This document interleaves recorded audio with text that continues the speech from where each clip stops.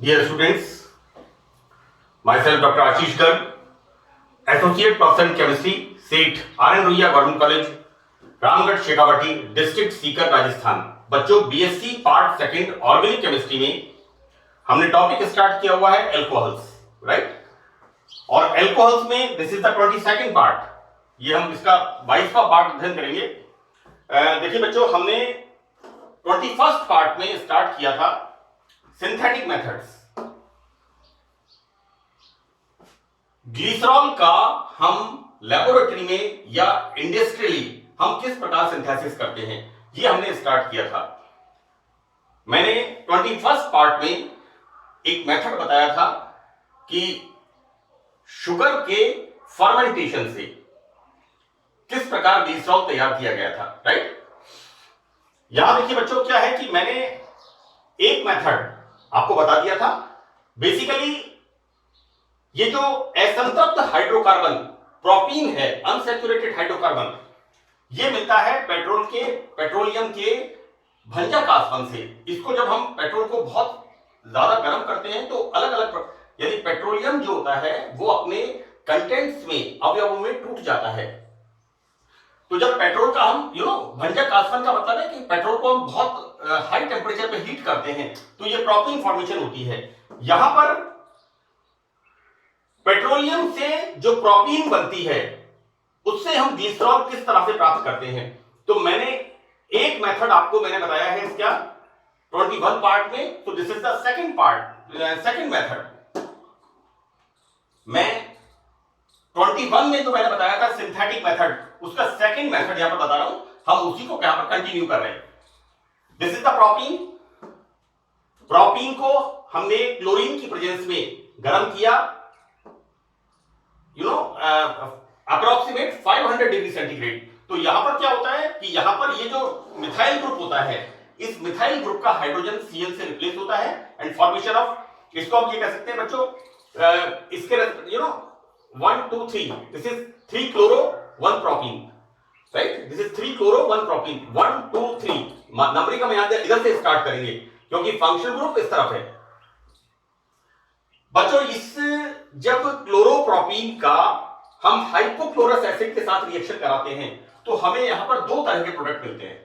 दो तरह के प्रोडक्ट क्या मिलते हैं कि एक तो स्थिति क्या हो कि जब OH ग्रुप, बच्चों एडिशन रिएक्शन हो रही है, यहां पर रिएक्शन का प्रकार है यहां पर योगात्मक अभिक्रिया।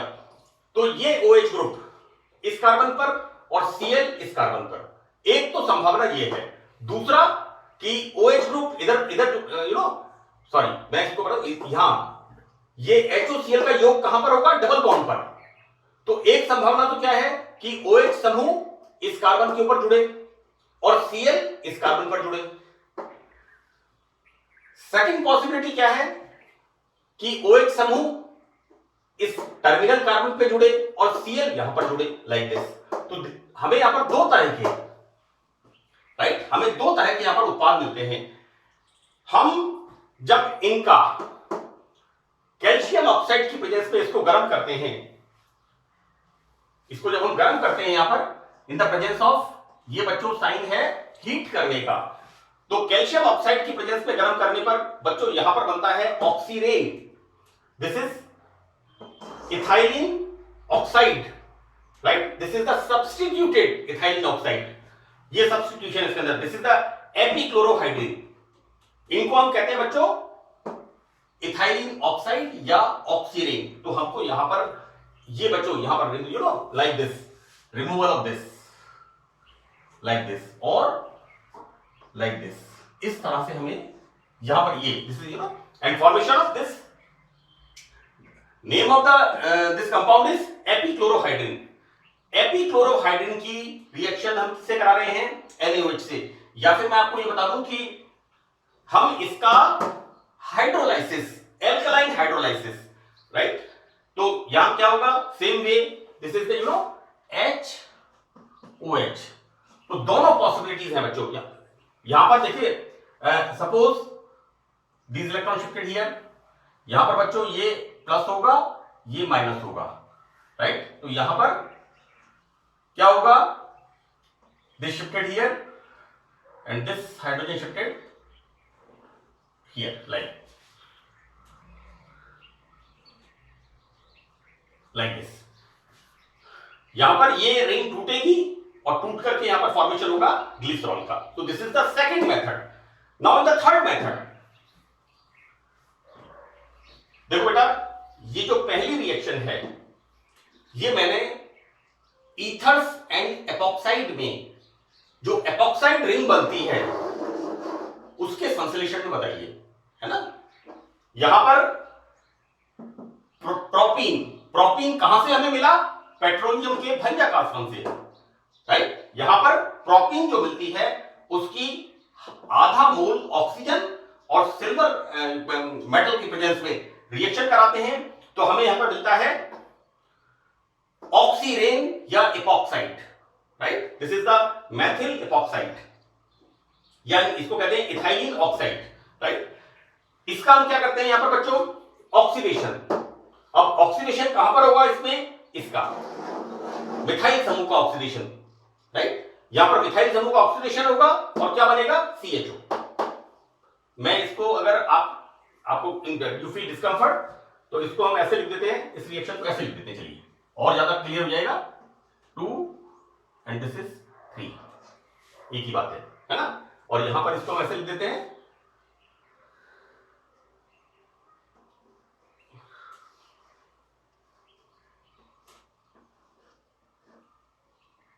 एक ही बात है, वन सेम थिंग, है ना, क्योंकि ये ज्यादा कंफर्टेबल रहेगा आपके लिए।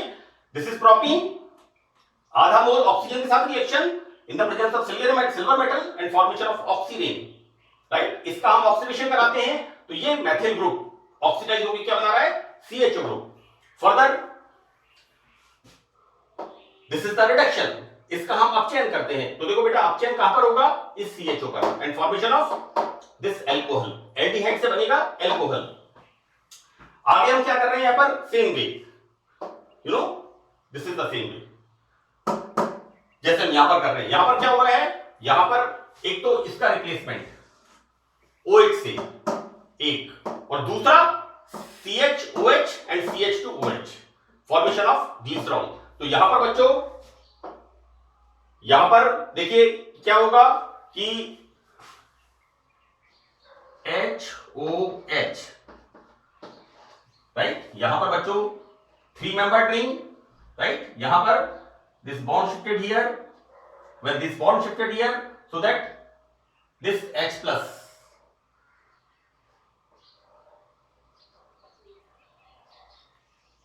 and this OH minus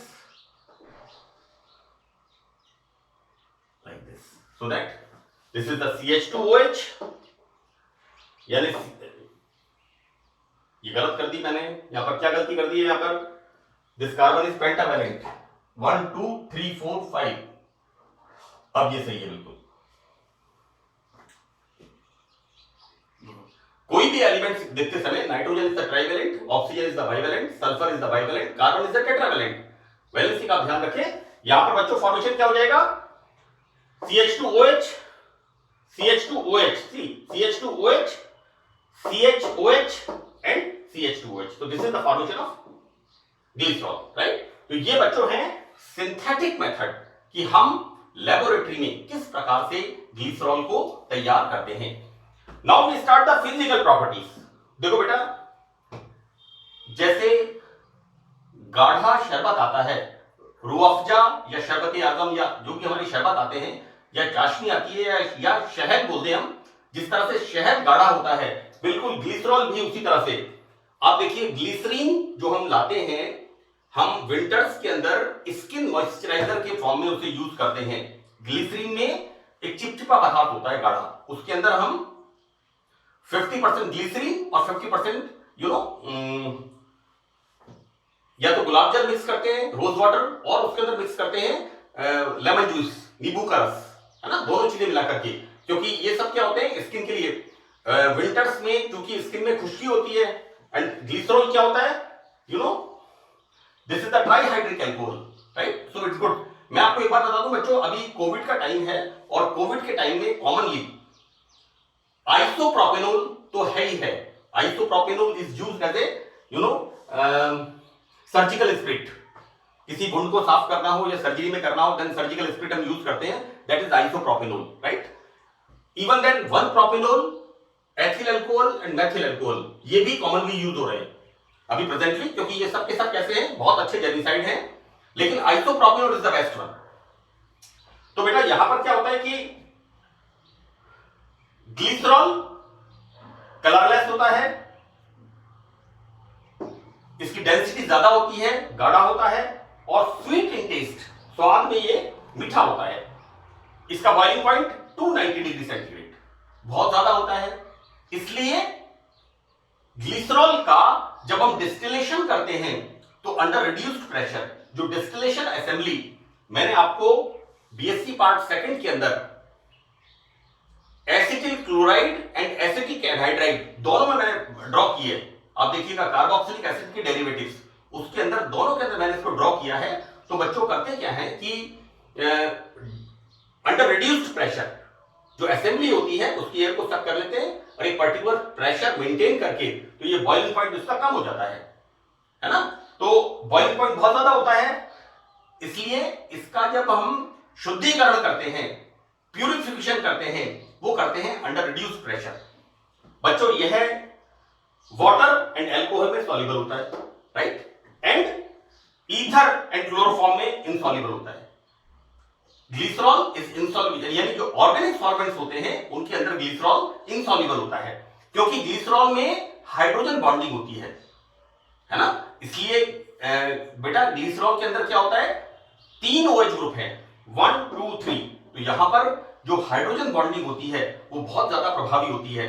आप देखो हमने एल्कोहल पढ़ा, एल्कोहल के बाद हमने ग्लाइकॉल पढ़ा, glycol is the dihydric alcohol जिसके अंदर 2 OH ग्रुप होते हैं। वहां पर हमने देखा ग्लाइकॉल का boiling point approximate 180 to 200 degree centigrade, approximate, मुझे एग्जैक्टली याद नहीं है, क्योंकि उसके अंदर 2 OH ग्रुप होते हैं। तो वहां पर OH ग्रुप होने से इफेक्टिव इंटरमॉलिक्यूलर हाइड्रोजन बॉन्डिंग बढ़ती जाती है। द सेम वे ग्लिसरॉल में 3 OH ग्रुप होते हैं, राइट। तो यहां पर हाइड्रोजन बॉन्डिंग इंटरमॉलिक्यूलर अंतर अणुक बहुत ज्यादा प्रभावी होती है, जिसकी वजह से इसका बॉइलिंग पॉइंट इतना हो जाता है, राइट। और हाइड्रोजन बॉन्डिंग होने की वजह से ये वाटर एंड एल्कोहल में सॉल्युबल होता है, लेकिन जो ऑर्गेनिक सॉल्वेंट है ईथर एंड क्लोरोफॉर्म, इसके अंदर इनसॉल्युबल होता है। बच्चों ग्लिसरॉल मॉलिक्यूल में 2 primary C alpha alpha dash, ये तो होते हैं प्राइमरी, और बच्चों यहां पर एक secondary, this is the beta. ये बच्चों this carbon is surrounded by 2 carbon atom, तो this is the beta alcoholic, beta OH group, secondary group जिसे बीटा कहते हैं, बीटा OH ग्रुप।